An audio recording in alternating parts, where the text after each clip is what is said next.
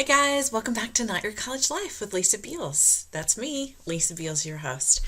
I am the Midwestern mom slash college administrator who's done the college thing myself and sent a couple kids through school and realized universities don't make it easy on you students or parents.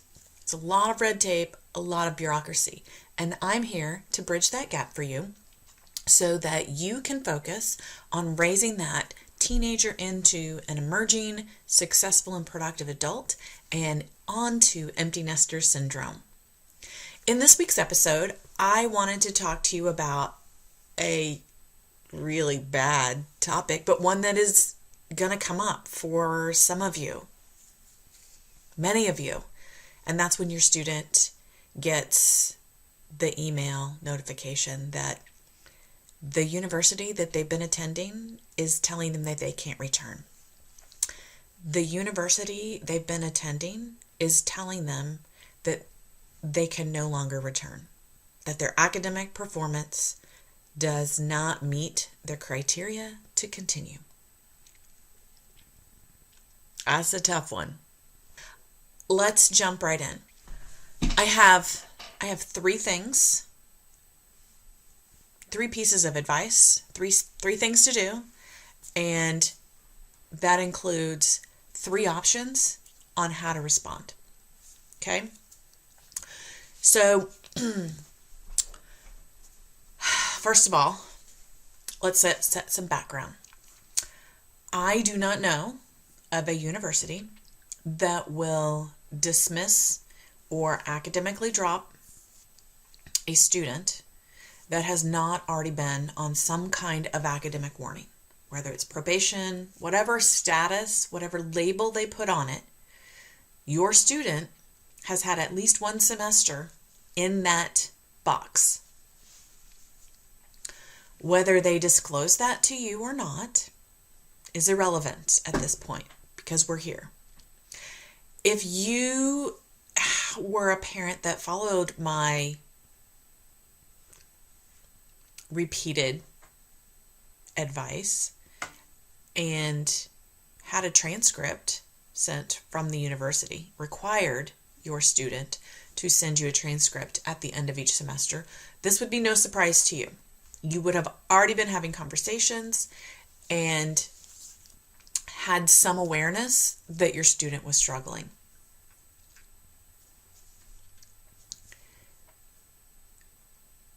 So this should not come as a shock to your student unless there's some kind of grading error. Okay, so there's that. Your student will receive an email notification or a letter in the mail notifying them. Many times it's on the academic transcript, and many times the universities will put a registration hold on them, on their record, preventing future registration, and they will drop all of the courses for the future semester. So there's not a lot that your student has to do once the decision's been made.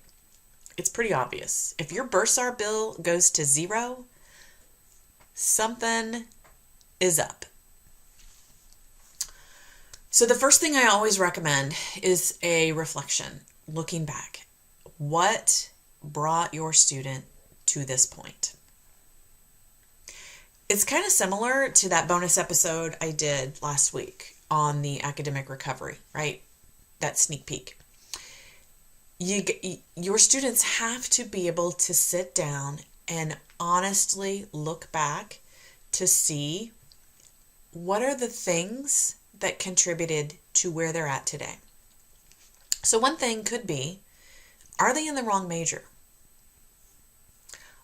Are they in a major and classes for that major because it's a major that you suggested, that you required, that they thought you wanted from them? Have you had that conversation?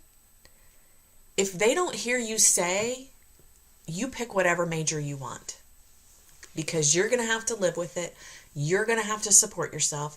It's not my college life, pun intended. If you haven't said it point blank and very explicitly, then you can assume that they're going to make assumptions, that they're just doing what they expect, that they are just choosing a major that they think you want them to.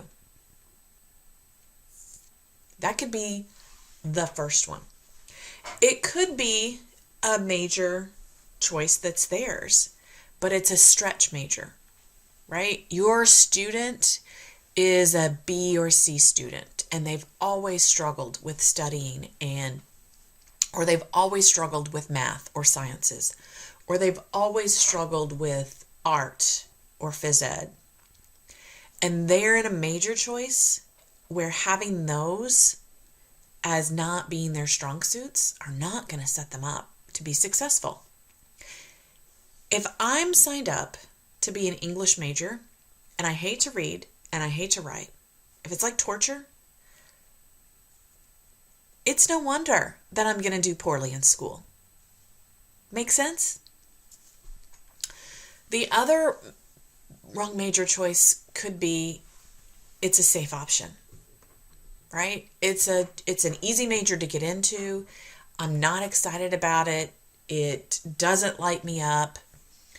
I have no motivation. That is a sign they're in the wrong major. Another reason that they could be in the place they're at is because they had a poor housing choice. Sometimes this is of their own making, and sometimes this is just the deal, the hand, and sometimes this is just the hand that life dealt them. Were they in an apartment where it was too much self-management? Were they not ready for that? Did they have roommate issues that they were unable to resolve? I've talked to students, you guys, I talked to a student who spent the entire semester, he paid rent in an apartment, for a room in an apartment on campus, and he spent the entire semester only going to that apartment to shower. He was so afraid of his roommates and the bad choices that they were making and that it would get him in trouble that he spent every other waking moment on campus in libraries or dining halls or at the gym. He would find a comfy couch in the library and that's where he would sleep. He didn't know how to get out of it. Roommate issues could be awful to a student's academic performance, especially if they don't deal with them. And if they don't know how to deal with them and they don't reach out to you, you're going to see it on the transcript. Were they at home this semester and did not clearly understand or were just simply unable to put their blinders on and focus on their academics? Was there poor or slow internet? Were they competing for the internet with others that were working from home?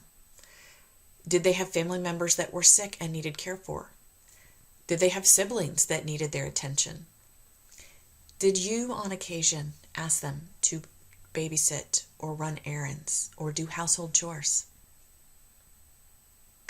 Just saying. The third potential factor in a poor semester is time management or lack of. Is your student a procrastinator? That's me. I am a recovering procrastinator. And here's what's funny. I tell myself the story that I work better under pressure. So I give myself permission to procrastinate. When instead, the better choice that I've learned is just to set a time constraint that's a little bit less than what I comfortably know I can accomplish a task in, because I like that my brain functions better with that pressure for some reason. That's just how my brain works. But that's how a procrastinator, in my opinion, can use this, quote, weakness to benefit them. If you know that's something you're prone to, figure out tactics to trick your brain. Did they have too much free time? Studies show all over the place that a student that has a lot of free time is a poor time manager because they've got all the time in the world to get it done, and then they never get it done. Did they have too many obligations, right? So that's the other extreme on too much free time. Did they have too little? Did they over commit themselves? And I've seen this too. Brilliant young man, brilliant, high achiever in high school, great scores.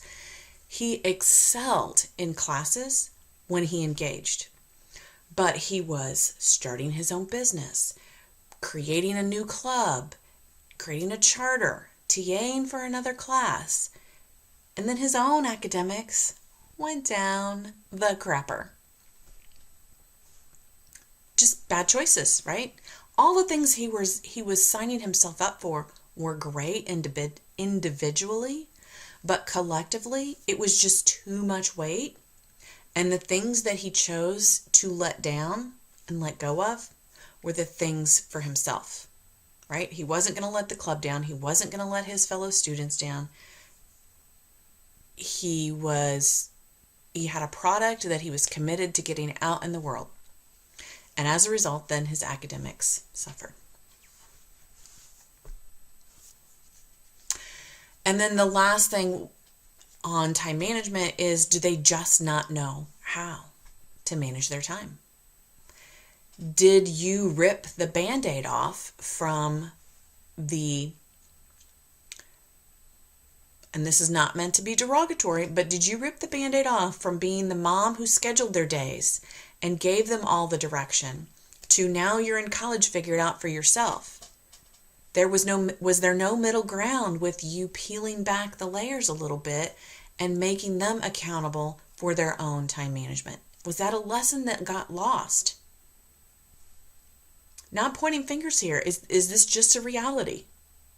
Because you got to know what you're dealing with before you can handle it. Okay? So we've got, so far, wrong major, wrong housing, bad time management. Another component could be emotional health. Has the pandemic triggered new emotional health issues? Anxiety, depression, isolation. You know, the list could go on with what kids have been dealing with during this pandemic. It could be new. It could be new that they've hidden from you and did not make the decision to seek treatment for whatever reason. Did they have existing emotional health issues that that got triggered and worsened during the academic year, during the semester, right? I could have come into the fall term with anxiety, but it was managed with medication and therapy. And now I'm in a different setting. I've got the additional pressures of school. Maybe my medication needed adjusted. Maybe I needed to have some teletherapy appointments with my doctor and I didn't have it, or I didn't have it often enough. Maybe I only had therapy once every other month and I probably could have used it every other week in this setting. Was emotional health part of the problem? Then there's physical health, right? Did they get a new diagnosis this semester physically?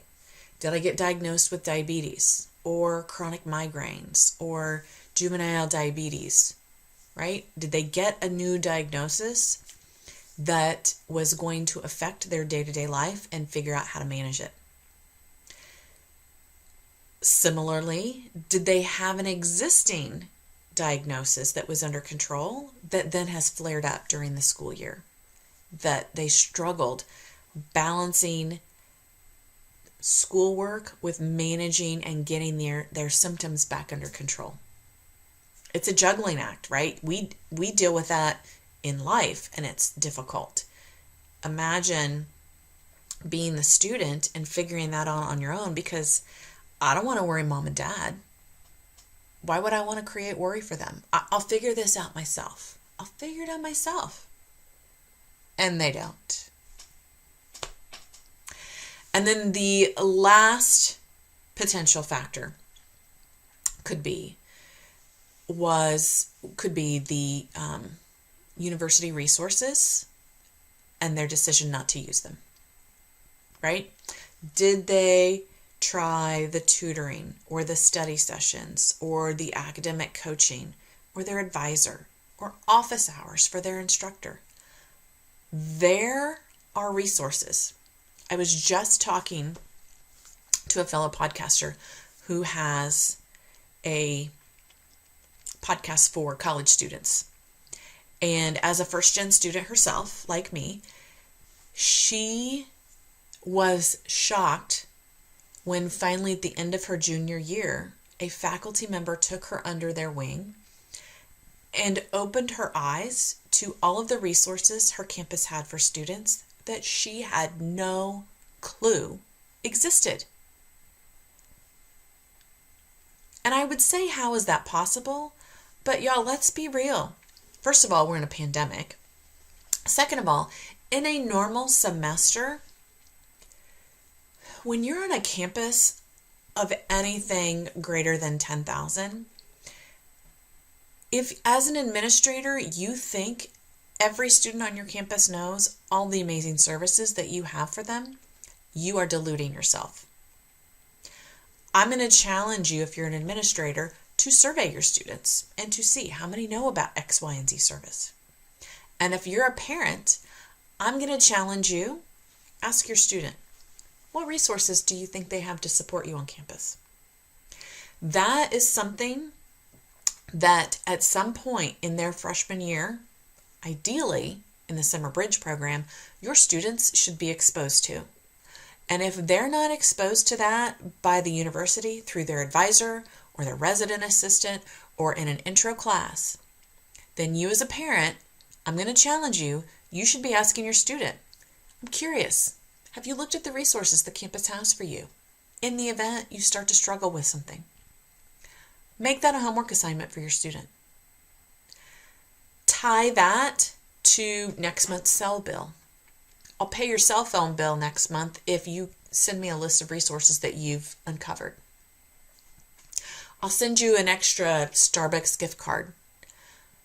Find what that motivator is, because I promise you, at least one of those resources will come in handy and potentially save a grade, save credits for your student at some point in their academic career. Okay, so that was A, B, C, D, E, F. That was six. That was six potential reasons a student might have a crappy semester. That's what might have gotten them there. Okay? So next are your next steps. Your options are, do they go back? Meaning, do they go back at some point? Will they transfer somewhere else? Or do they need to just take some time away? Okay, so those are three options.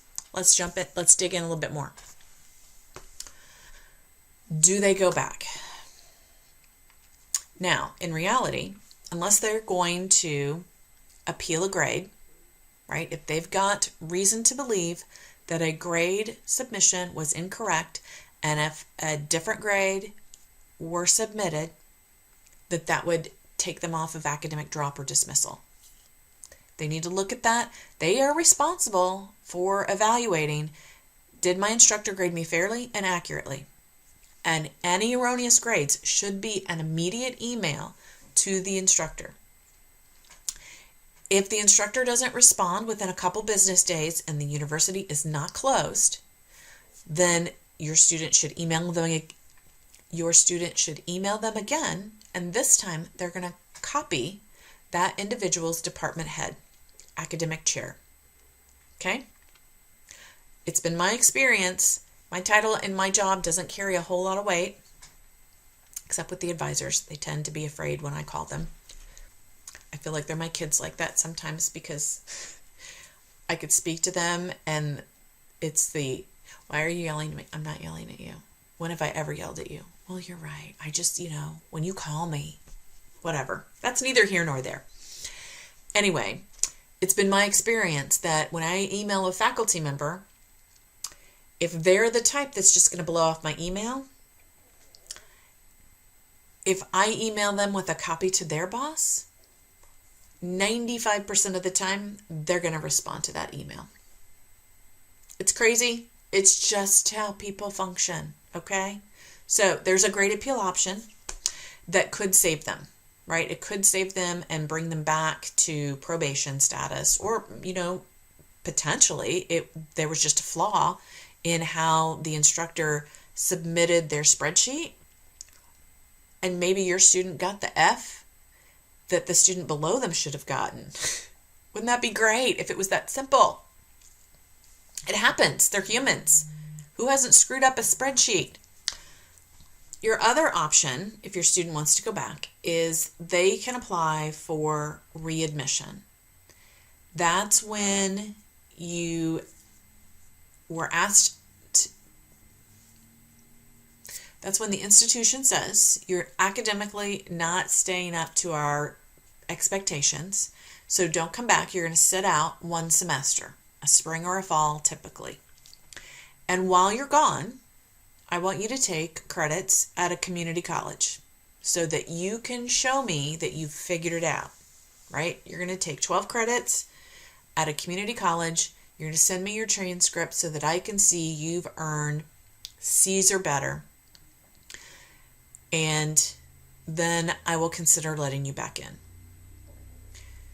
If you're going to do that as a student, your student needs to be in communication with their current academic advisor if that is still going to be their long-term goal, because they don't want to waste 12 credits and those tuition dollars if all or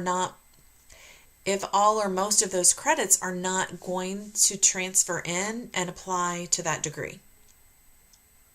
Okay? You don't want to waste your time. I mean, you do want to pick classes that you're going to be able to do well in. And again, that goes back to, are you in the right major? Are you in the right major? So if they're going to go back, it's not just taking additional credits and applying to come back. It's finding the checklist. Most institutions are going to have a checklist of all the things you need to do and the deadlines and the essays or whatever that your student needs to put in place, and the deadlines to have them in place in order for them to make a decision on if they're going to welcome you back. It is what it is. So going back is one option, okay? Transferring is the other option. And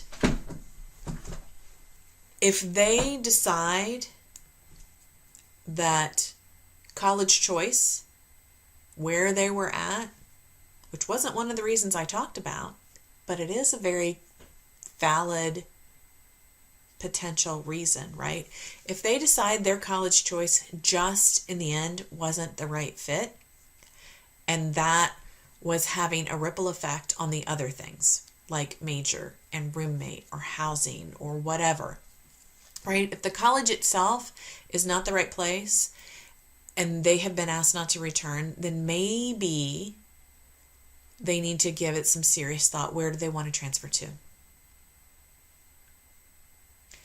And then work out that plan for application. When are those deadlines?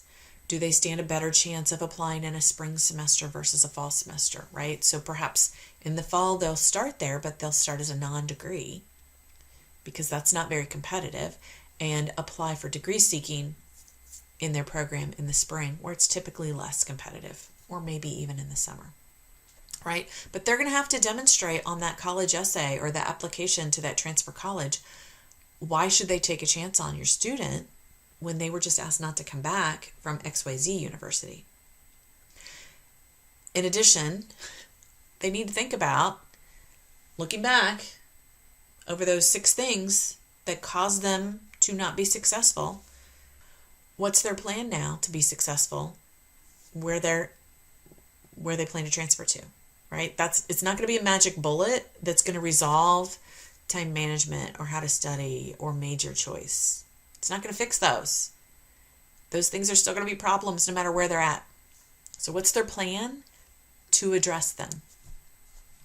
And then they'll just need to watch their email for that decision and then celebrate that next chapter in their college education.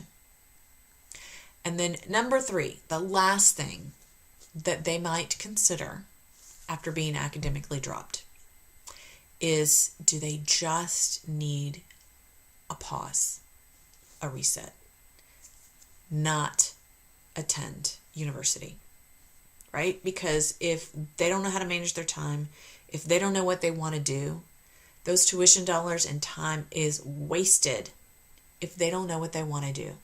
And if an undeclared or explorer's plan of study is not meeting the objective to help them uncover what they want to do, then maybe time away is what they need. Time away to work and bank some money. Time away to work on some time management skills, right? How to budget, how to manage their time while they're working.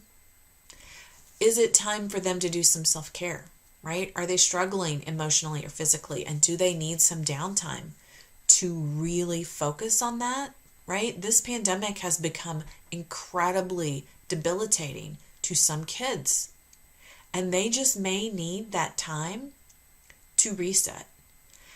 And how many times do you as an adult get that opportunity to just step back and let everybody else take care of everything and you just work on you?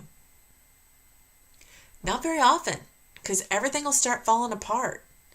So if you have it within you to give your student that time, that window of time to really work on their emotional or physical health, to build a strong and solid foundation and develop the appropriate coping skills that they're going to need to be successful long term, if not now, when, right? Because as they get older and become more independent, air quotes, of you, it's going to be harder and harder for them to take that time. If you can do it, give it to them. And then the last thing they could do with their time away is to volunteer, right? In fact, they could potentially volunteer in addition to work or having that self-care. Volunteering to many people it's that cup filler. It's I'm going to do something, I'm going to give back to someone else, and that will help me feel better about myself.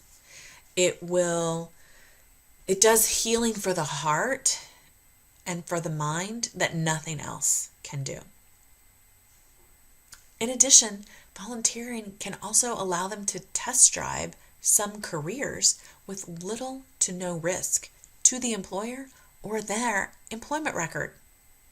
If it doesn't work out, they don't have to put it on their resume. And if it does work out, what a great resume booster and a potential recommendation.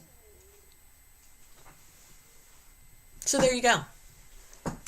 If you find your student in a similar boat, I'm going to tell you, get on my academic recovery course, mini course sign up. I'm going to be releasing it here by the end of the year, 3 modules. It's going to be the reflection piece. It's going to be how to request a mulligan, and it's going to be how to find your way forward and making it stick. If you're interested, sign up. I would love to be able to work with you and your student on how to work through these issues. I would love the opportunity to work with you guys on that, honestly. Okay? So we covered when your student is academically dropped, the 3 things you do is evaluate how you got here, determine your next steps, which are go back, transfer, or time away. All right. I hope you guys found this helpful. I always appreciate the time that you've taken out of your busy, busy day to spend with me. And I hope you find this information I'm sharing helpful. That's always my ultimate goal, is to help you guys out so that you can focus your time and energy on the things that really matter, like spending time with your family. Okay? Do me a favor, share this episode with someone you know that needs to hear it, and give me a review. No, go to my Facebook page and give me a review. Go to your podcast app and give me a review. I would really, really appreciate it. Seriously, I would be so honored. Those reviews should be 5 stars. If you don't give me 5 stars, that is perfectly acceptable as well, because you know what? You're going to give me feedback if you don't give me 5 stars. Feedback is how I help make my content better and more applicable to what you're looking for. Okay, you guys, till next time, take care.